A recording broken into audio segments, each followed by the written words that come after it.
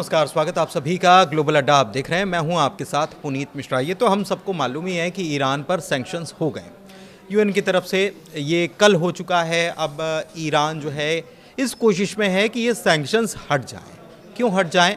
क्योंकि ईरान की अर्थव्यवस्था पर इससे बहुत विपरीत प्रभाव पड़ रहा है। इस बीच ईरान के राष्ट्रपति जो हैं उनकी तरफ से एक बयान निकलकर सामने आया है अमेरिका को लेकर के। तो इस बयान को समझेंगे और जो सैंक्शंस लगे हैं उसके मुताबिक आप हथियार की खरीद बिक्री नहीं कर पाएंगे। लेकिन एक खबर इसी से जुड़ी आ रही है कि रूसी विमान, एक बड़ा सा विमान जिसको कार्गो कहा जाता है, और उसमें हथियार रखे हुए थे और वो लैंड किया है ईरान में। क्या खबर है दोनों, इसको समझेंगे। लेकिन सबसे पहले मसूद पेज़ेश्कियान के उस बयान को समझते हैं जो वो कह रहे हैं अमेरिका के लिए।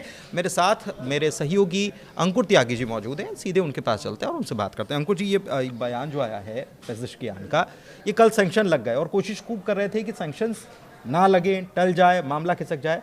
हुआ नहीं, सैंक्शंस लग गए। अब बयान उनका आ रहा है अमेरिका को लेकर। बिल्कुल पुनीत, आपने सही जानकारी दी। 27 सितंबर से लागू हो गए हैं और जर्मनी, यूके और फ्रांस ने इन सैंक्शंस को मतलब लागू करवाया एक तरह से आगे बढ़ चढ़ के।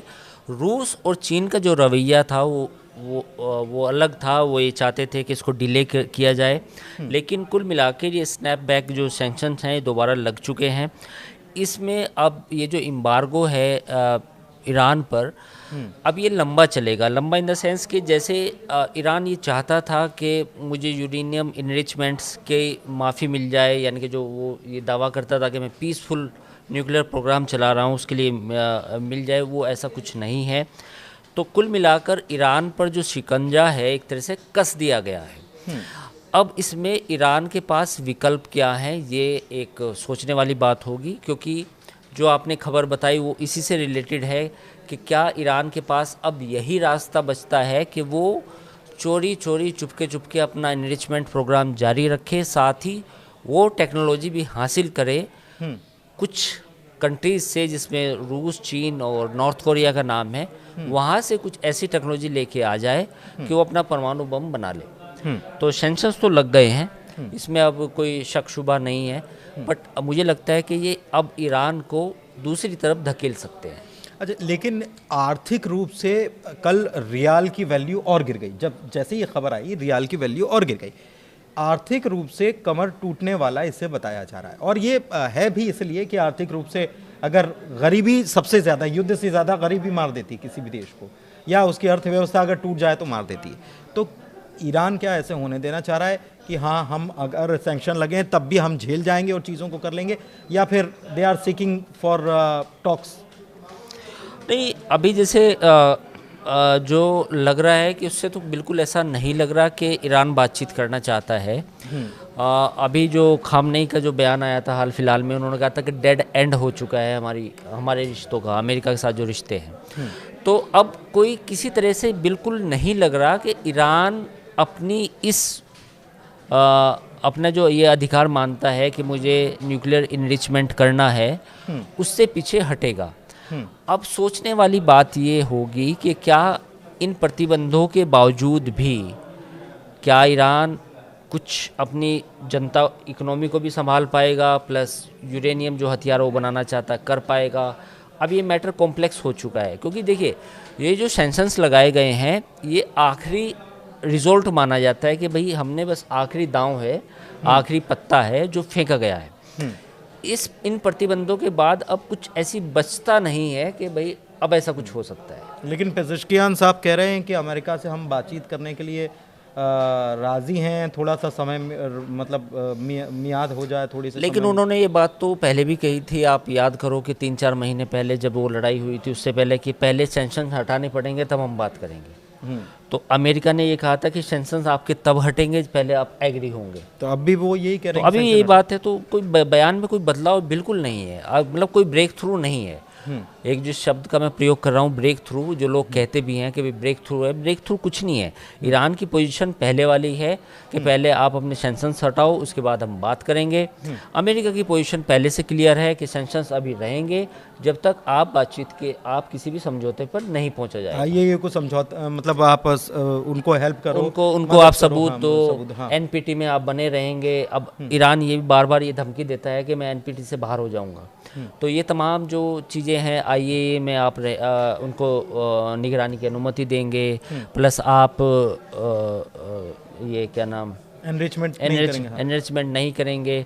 तो तमाम चीज़ें जो करनी है आप पहले वो कीजिए, उसके बाद ही हम प्रतिबंध हटाएंगे। यूएन में पेज़ेश्कियान साहब भी ये कह रहे हैं और खामनेई साहब दोनों ये कह रहे हैं कि हम हथियार नहीं बनाना चाहते।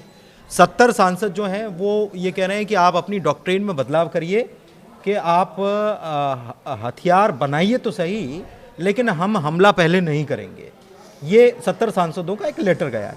अब ये सवाल ये है कि जब ये JCPOA हुआ था उसमें 3 मैं कल जानकारी 3.67% यूरेनियम एनरिचमेंट आप कर सकते हैं, 60% तक ले गए। ज़्यादा है, 60% ज़्यादा है। हाँ। जब इसराइल ईरान का युद्ध हुआ था तो उस समय आया था कि 70% 75% तक है। ये शायद आईएए ने उस समय रिपोर्ट बाद में हालिया रिपोर्ट आई थी, हालिया एक रिपोर्ट आई था कि भाई हमने जब हमला हुआ उसका पहले का और बाद में अगर देखें तो उसमें थोड़ा सा डिफरेंस और कैलकुलेटिव उन्होंने लगाया था कि इससे इतना हो सकता है। हाँ, तो 3.5% तो बिल्कुल कोई भी देश बना सकता है, वो तो एक बड़ी बात नहीं है। लेकिन वो हमेशा आपने देखा होगा कि हमेशा न्यूक्लियर प्लांट्स को चलाने के लिए होता है जिसमें बिजली बनती है। जब आप 60-70% तक जाते हैं तो आपका इरादा कुछ और है, यानी कि ईरान की डॉक्ट्रिन में कोई बदलाव नहीं आया है। ईरान एटम बम बनाना चाहता है, ये बात सर्वविदित है। उसकी डॉक्ट्रिन में इजराइल और ईरान के बीच में जो जंग हुई थी उसके बाद कोई बदलाव नहीं आया है। यही वजह है कि जो आज सैंक्शंस आप देख रहे हैं वो उसी का नतीजा है। अच्छा, क्योंकि कहीं ना कहीं अगर थोड़ा सा बदलाव आता रवैये में, कुछ चीज़ें बदलती तो शायद ये सैंक्शंस ना आते। E3 देश जो हैं उन्होंने जो किया, मैं ये आपसे समझना चाह रहा हूँ कि इस बीच खबर ये आती है कि रशिया के साथ इनकी एक डील हो गई। अब एक तरफ सैंक्शंस, मतलब ये डील पहले हुई, सैंक्शंस बाद में लगे। डील ये हुई कि 8 न्यूक्लियर प्लांट्स रशिया और डेवलप करेगा, जैसे बुशहर में उसने किया है, तो 8 और करेगा। तो ये क्या इस पर काम शुरू हो पाएगा इन सैंक्शंस के बाद? एक और दूसरा आ रहा है, खबर आ रही है कि एक रूस का सैन्य विमान पहुंचा ईरान, उस पर बात करेंगे, लेकिन उसके पहले इन सैंक्शंस के बीच ये जो न्यूक्लियर प्लांट्स की डील हुई है उसको बताएं। बिल्कुल, आपने जो बात कही कि 8 न्यूक्लियर प्लांट्स की जो बात हुई है, देखिए यूएन का जो चार्टर है उसके हिसाब से जब आप सैंक्शंस लगाते हैं किसी पे तो आप फिर उसके साथ डील नहीं कर सकते। ऑलरेडी रूस युद्ध में है, उस पर ऑलरेडी सैंक्शंस हैं रूस के ऊपर, तो रूस को कोई फ़र्क नहीं पड़ता कि आपके यूएन में क्या पोजीशन है, क्या स्थिति है, उससे उसको कोई दिक्कत नहीं होगी। तो ये जो 8 न्यूक्लियर 8 नहीं बनाएगा, कम से कम 2 तो बना ही लेगा, क्योंकि 8 एक बड़ा नंबर है। हालांकि वो काफ़ी $बिलियन की डील है जो ईरान के साथ हुई है, तो 8 नहीं बनाएगा तो 2-3 तो कम से कम अगले 2-3 सालों में चालू हो सकते हैं। आपने पुनीत, हम अक्सर वीडियो बहुत सारे बनाते हैं तो उसमें हम डिस्कशन करते हैं कि भाई आगे क्या होगा, कुछ प्रिडिक्शंस भी करते हैं। तो ग्लोबल अड्डा में हमने ये प्रिडिक्शन की थी, आपके भी याद होगा, आपने भी ये सवाल उठाया था कि अब ईरान के पास विकल्प क्या बचते हैं। ईरान के पास ये विकल्प बचते हैं कि या तो रूस उसकी मदद करे पूरी तरीके से कि आप भी न्यूक्लियर हथियार बनाओ। रूस क्यों करेगा? रूस इस बिना पे कर सकता है कि अगर उसको यूरोप में नेटो का बड़ा थ्रेट मिलता है, अगर रूस को लगता है कि अगले 20 सालों में 10-15-20 सालों में यूरोप उसके लिए खतरा हो सकता है उसके एग्जिस्टेंस के लिए, तो रूस फिर काउंटर एक पॉलिसी में बदलाव करते हुए ईरान को मदद कर सकता है। दूसरा पॉइंट है नॉर्थ कोरिया। हमने ग्लोबल अड्डा के पुराने एपिसोड में आपको बात बताई थी कि ईरान ये काम कर सकता है कि अपना एटॉमिक बम नॉर्थ कोरिया में बनाए, वहाँ से पूरा बन के आए, सारी चीज़ें तैयार होके आए और उसका केवल एक टेस्ट जो है ईरान की धरती पे हो। तो ये हो सकता है, इसकी कोई संभावना से कोई इनकार नहीं हो सकता, क्योंकि फ़िलहाल पूरी दुनिया की नज़रें ईरान पे है, पूरी दुनिया के सैटेलाइट ईरान में हैं, वो ये सब चीज़ें चेक होती है कि कौन कहाँ से आया, कितना माल बाहर से आया, जो आपने रूस के विमान की बात बताई। तो ऐसे में ईरान के पास जो विकल्प बचता है वो रूस, चाइना कुछ हद तक ना भी करे अपनी इकोनॉमिक बाउंडेशंस की वजह से, लेकिन रूस और नॉर्थ कोरिया ईरान की परमाणु बम बनाने में मदद कर सकते हैं। ये कोई अतिशयोक्ति नहीं होगी बात। अच्छा, ये जो विमान आया है ये आज खबर आई है, इसके बारे में बताएं। देखिए, वो तो पहले भी MiG-29 और सुखोई देता रहा है। एयर डिफेंस सिस्टम जो हालांकि उतने अच्छे से काम नहीं किया इसराइल वाले युद्ध में, वो रशियन मेड था।